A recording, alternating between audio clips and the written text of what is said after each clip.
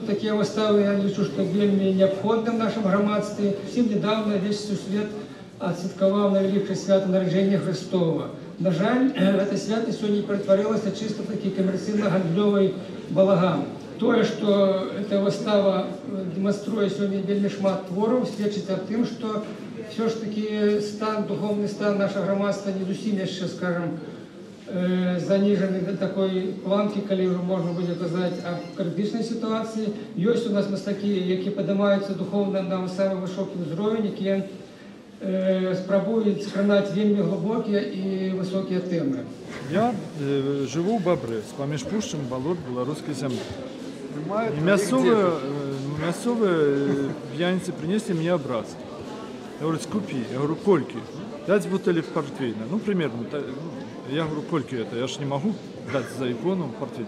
100 тысяч. Ну, дал. В итоге я зрозумел, что это вельми серьезный образ. Он вельми актуальный на сегодняшний день для Беларуси.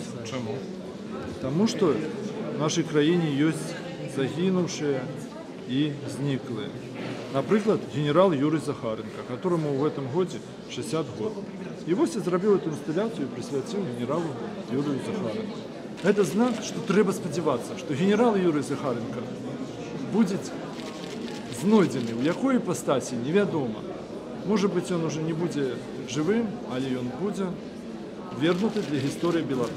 Баба, я сам собі розумник, я у царській порпори, ніхто не перечить моєї царської натури.